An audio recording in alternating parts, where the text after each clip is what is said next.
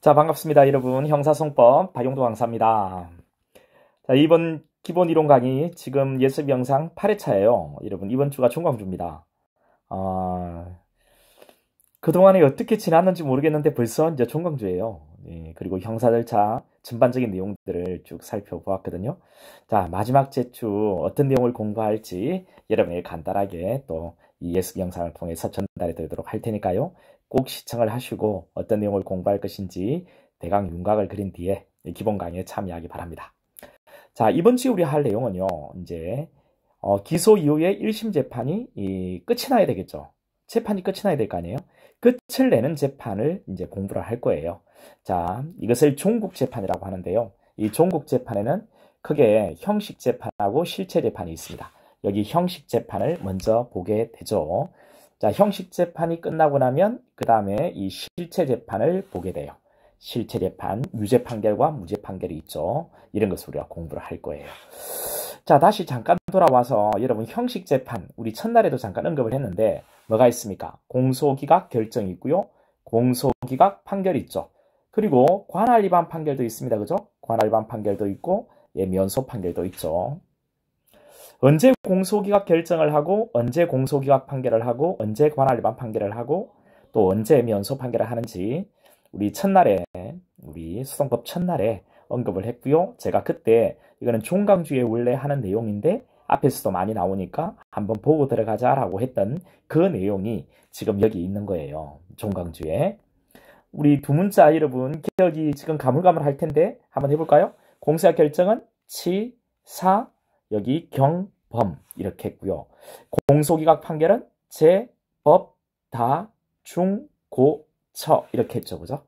관할 위반 판결은 말 그대로 관할 위반일 거고요. 그죠? 면소 판결은 면소 판결은 사, 시, 폐지, 확정. 자, 이렇게 했죠. 그죠? 이 내용을 한번 간단하게 또 소개해 드릴 거예요. 요즘에는 이 부분 출제가 잘 되거든요. 국가직도 그렇고 경찰직도 자, 19년도에 1, 2차 시험에 모두 출제됐던 중요한 내용이에요. 자, 이거부터 시작을 해서 그 다음에는 실체재판을 볼 거예요. 실체재판의 중요한 것은 이 유죄 판결이거든요. 유죄 판결. 유죄 판결을 할 때는 이 판결서를 작성하는데 우리 재판할 때는 재판서를 적어요. 그 유죄 판결의 경우에 유죄 판결서를 작성하겠죠. 그 유죄 판결서는 이렇게 주문과 이유로 구성이 되어 있어요. 여기서 이유에 기재하는 내용들이 있죠. 이 내용들은 여러분 좀 봐두셔야 돼요. 자, 이 부분 중점적으로 설명을 드릴 거예요. 자, 이게 끝나고 나면 그 다음에 일사부재료효, 기판력 우리 앞에서 언급을 많이 했죠. 자, 이 내용을 우리가 공부를 할 겁니다. 기판력, 다른 말로 일사부재료효. 자, 하나 일자의 사건사예요. 하나의 사건은 자, 부는 아니 붙자 안 된다는 거죠. 쟤는 제차고 리는 유무죄 심리 이것을 못한다는 그런 효력을 말해요. 다른 말로 이미 기자의 판단 판자 이미 판단된 사건에 발생하는 힘 다시 판단을 못하는 힘 이 부분을 공부를 한단 말이죠. 자, 여기서 다시 한번 더 보여드리면 이렇게 되는 거예요. 수사를 진행해서 이제 기소를 할 거 아니에요. 기소.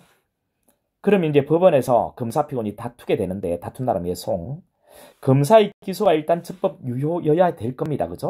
그리고 검사하고 피고인이 다툰 다음 예송 다투기 위한 조건이 자, 구비가 되었을 때 자, 유무죄를 즉 실체를 심리하게 되는 거예요. 그런 뒤에 실체 재판을 하게 되죠. 자, 범죄를 하지 않았으면 무죄 판결, 범죄를 범했다면 유죄 판결 이런 것들을 하게 되겠죠. 그런데 만약에 소송 조건이 불구비라면 어떻게 되겠어요?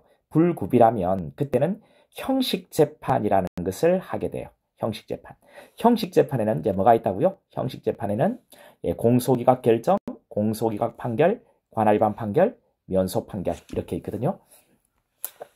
언제 공소기각 결정을 하고 언제 공소기각 판결을 하고 언제 관할 위반 판결을 하고 언제 면소 판결을 하는지는 우리 조금 전에 우리 보셨잖아요. 그죠? 근데 여기서 우리가 보는 내용은 자, 형식 재판 중에 면소 판결 그리고 실체 재판 중에 자, 무죄, 유죄 판결 자, 이것들이 확정이 되면 뭐가 생긴다고요? 자, 이 기판력이라는 게 생깁니다. 기판력. 이 기판력에 대해서 살펴보는 거죠. 됐죠? 자, 기판력에 들어가서 기판력이 미치는 범위. 자, 사람에 대해서 미치는 범위, 그 다음 범죄에 대해서 미치는 범위, 이런 것들을 공부를 하고요. 그 다음, 기판력이 시간적으로 어느 시점까지 범행에 기판력이 미칠 것인지 이런 내용들을 공부를 할 거예요. 됐죠? 좀 어려워요, 기판력은. 이 공부가 끝나고 나면은 그 다음 우리가 공부할 내용이 이제 상소라고 했죠, 여러분. 상소. 이거는 이제 상급법원의 하소연 제기라고, 이게 상소라고 하는 건데요. 자, 그럼 또 비상구제 절차는 뭐 재심 같은 거 공부해요, 재심. 지금 화성 연쇄살인 사건, 그 8차 사건 있잖아요. 그 재심을 청구한다라고 하죠, 그죠? 자, 1심과 2심 재판이 있을 때 그 1심 재판에 아직 확정이 되기 전 그 재판에 불만 있는 자는 상급법원에 하소연을 제기할 수 있어요. 이것을 상소라고 하는 거고, 이제 확정이 됐을 때, 그것도 유죄가 확정이 됐을 때, 그 사실 판단이 잘못됐을 때 다시 한 번 더 다툴 수가 있는데요. 이것을 재심이라고 합니다. 이런 내용들을 그 다음에 공부를 하게 돼요. 됐죠? 자, 여기 보세요. 자, 1심, 이 판결, 이걸 2심으로 불복을 제기하는 것을 상소, 구체적으로 항소라고 하는 거죠. 2심 판결, 이것을 3심으로 불복 제기하는 것을 상고라고 하는 거죠. 그죠? 1심 법원의 결정을 상급법원에 불복을 제기하는 것을 항고라고 합니다. 상소라고 하는데 이것을 좀 더 구체적으로 항고, 다시 항고는 보통 항고하고 적시 항고로 나뉘어지는 거예요. 자, 항고법원의 결정 또는 2심 법원의 결정을 다시 대법원에 불복을 제기하는 것을 재항고라고 하거든요. 이런 내용들을 먼저 공부한다는 거죠. 미확정 재판에 대한 상급법원의 불복, 상소라고 하는데 이 부분들을 공부할 겁니다. 이 부분들에 있어서는 중요한 게 뭐냐면요. 이 부분이 중요해요. 상소 통칙이라고 되어 있는 부분이 있죠. 이 상소 통칙이라고 되어 있는 부분이 중요합니다.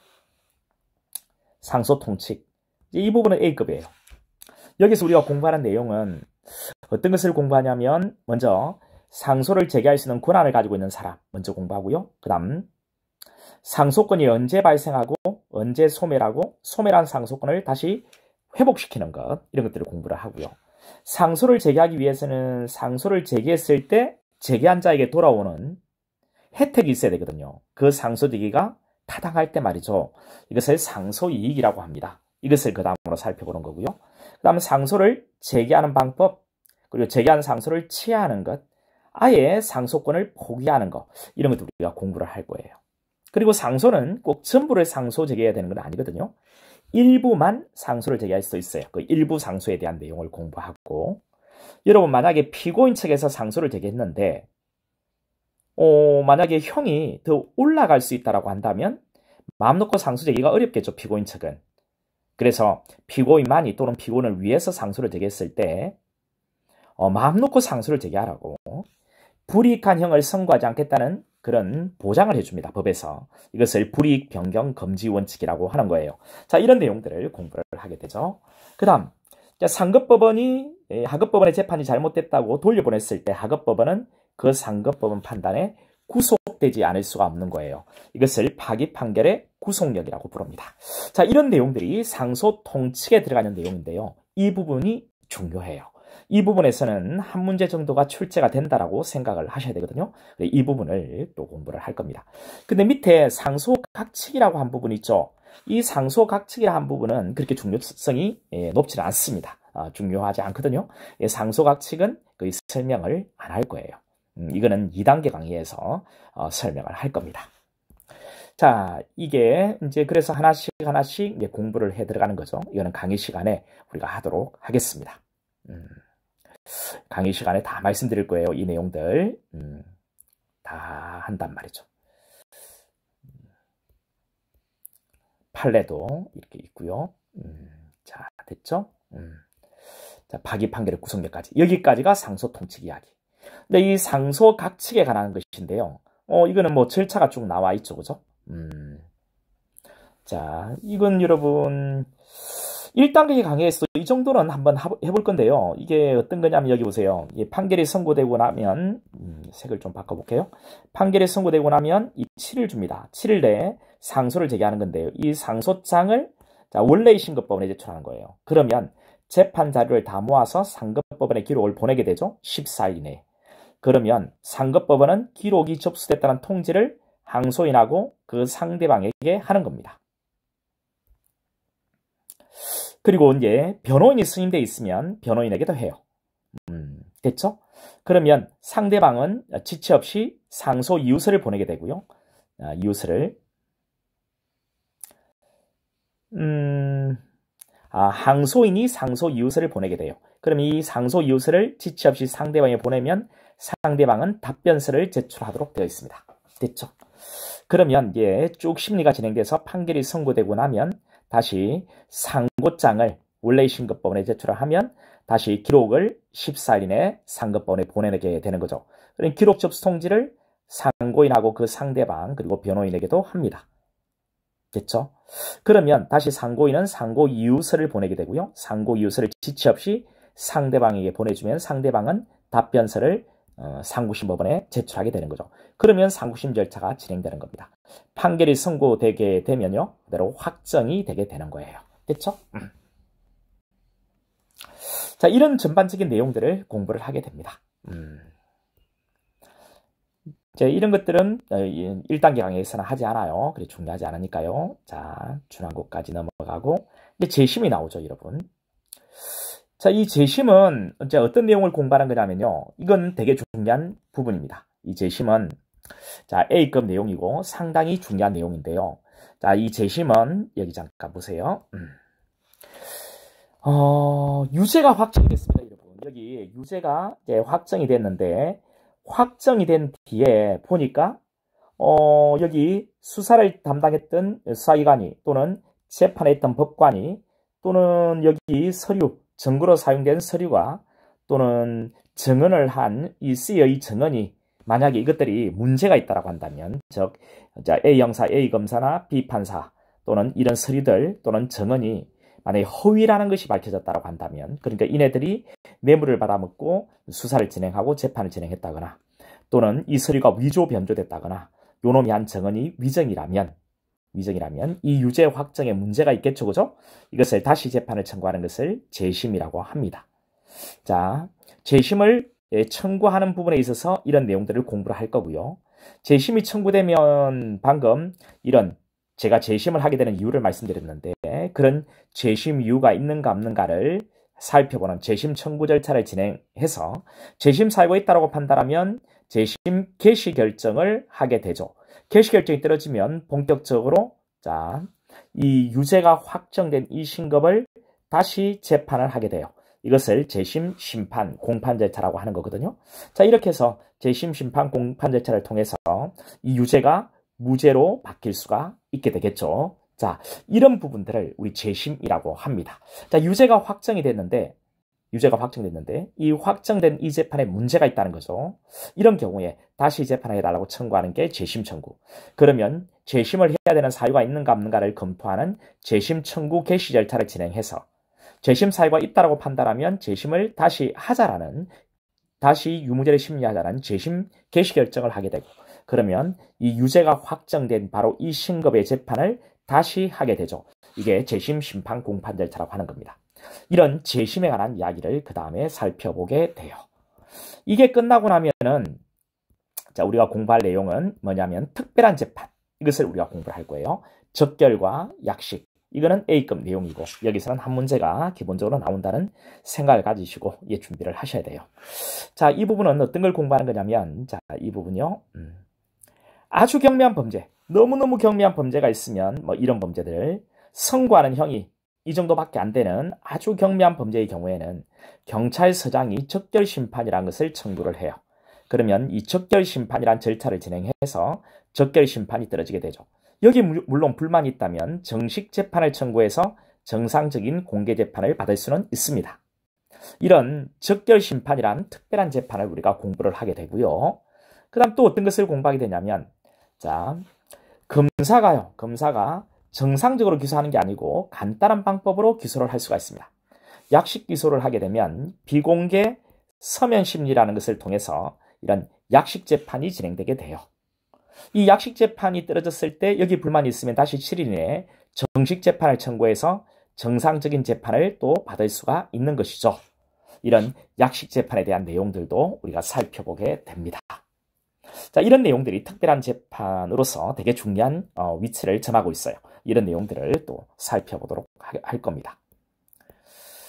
자, 이게 끝나고 나면 이제 여기 소년범 배상 명령이 있는데 이런 것은 2단계에서 여러분이 공부를 하셔도 충분하고요. 자, 이거 넘어가고 이제 집행 부분이 남아 있거든요. 근데 집행 부분은 우리 시험에서 거의 출제가 잘 안 됩니다.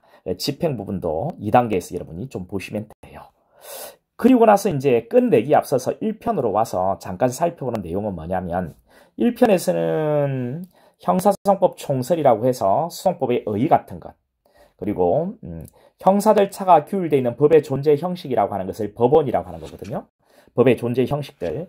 자, 헌법에 형사 절차에 관한 규정들이 상당히 많이 들어가 있습니다. 이런 내용들 꼭 알고 있어야 돼요.